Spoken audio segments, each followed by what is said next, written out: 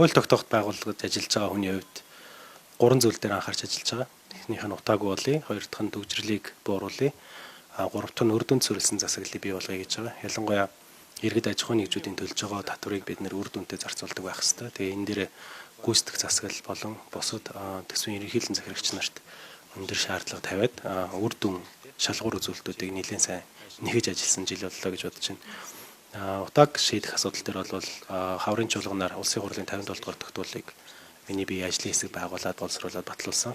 Тэгээ энэ мань хэрэгжих юм бол өнөөдрийг хүртэл 100 түлш гэсэн зүйлүүд дээр татаас өгдөг байсан явдал багаар ногоон санхүүжилтээр дулаалга буюу байшин гэрээ дулаалгаж байгаа айл өрхүүдэд ногоон зээл олддог тийм чиглэл рүүгээ шилжчихээр явж байна. Хоёр дахь нь төгжрлийг шийдэх асуудлын хүрээнд 20 минутын хот үзэл баримтлалыг боловсруулсан. Тэгээд одоо хот байгуулалтын яамн дээр засгийн газар руу өргөн бариад батлагдах юм бол цаашдаа сургууль цэцэрлэгийн гэрийн ойрхон байдаг. Ногоон байгууламж, өрхийн имлэг, эмийн санаас гэрийн ойролцоо байдаг ийм хот төлөвлөлт хот байгуулалтын бодлого хэрэгжих суурь нь бүрдэж байгаа. Тэгээ 3 дахь буюу сая үр дүнд суурилсан засаглалын хүрээнд төсвийн ажлын хэсэгт орж ажиллалаа. 5 жилийн үндсэн чиглэлийн ажлын хэсэгт бас ажиллалаа. Ялангуяа энэ шалгуур үзүүлэлтүүдийг бид нэр зөв тавиад төсвийн гүйцэтгэл дээр бид нэр үр дүнг нь ярилцдаг байх ёстой буюу зүгээр зам барилга байшин ярддаг биш. Яг нийгмийн эдийн засагт ямар үр дүн гарч байгаа юм бэ? Иргэдийн орлого сайжирсан юм уу?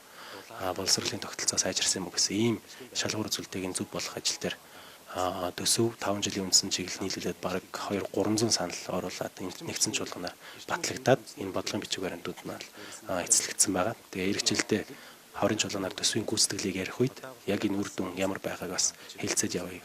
Тэр нь бас анхаарал ажиллая гэсэн тийм бодолтой.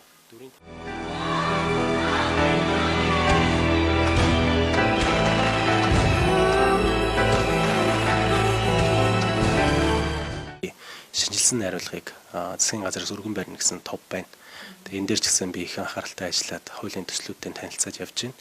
Мэргэжлийн холбооттойгоо бас ойрхон ажиллаж байгаа. Тэднээсээ санал хүсэлтийг нь авсан. Тэгээ цаашдаа ямар болгох зорилттой байгаа вэ гэхээр ийм төр төвтэй тогтолцооноос мэргэжлийн хүн төвтэй тогтолцоор шилжиж. Төр нь ингэж зөвшөөрөл олгодог, хяндаг, шалгадаг энэ зүйлүүдэд болий. Мэргэжлийн хүн өөрийнхөө хариуцлагын хүрээнд чанартай барилга байгууламжийг түгээмэл загвартай, хөгжлийн бэрхшээлтэй иргэдэд ээлтэй, тэгээ орон сууцны нийлүүлэлтийн тал дээр ч гэсэн илүү их цонх нээгдэх боломж нь гэж харж байгаа учраас энэ дээр анхаарал ажиллах төлөвлөгөөтэй байна. Хоёр дахь ажил нь болохоор хөгжлийн бодлого төлөлтийн тухай хууль байгаа. Энэ дээрээ бас энэ үр дүнд суурилсан засаглалыг бий болгох талаар ер нь манай бодлогын бичиг баримт төлөвлөгөөнүүд болон төсвүүд хоорондоо хэрхэн уялдаж байгаа. Эднийг нь зөв болгож залруулад үр дүн чиглэсэн байдлаар оновчилж өгье гэсэн ажлыг төлөвлөж байна. Тэгээ эх жил Монгол улсын хувьд бол бас нэгэн онцлогтой жил болж байгаа. Энэ яагаад вэ гэхээр COP17-г Монгол улс зохион байгуулж байна. Ялангуяа улс орнууд бол ногоон хөгжлийг чиглээд зориод явж байна.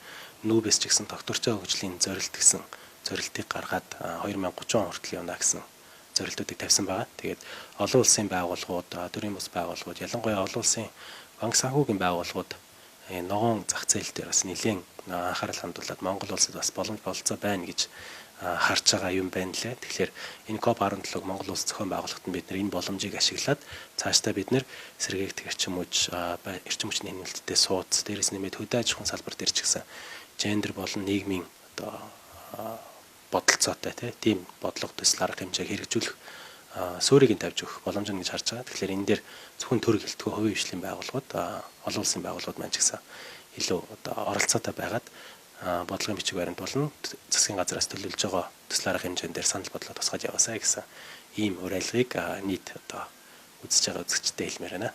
2026 онд ажлын өндөр амжилтыг хүсхийн сацуу эрүүл энх сайхан бүхнийг нийт нэгэн сайтыг үздэг хүмүүстээ мэдчилгээ төвшүүлж байна.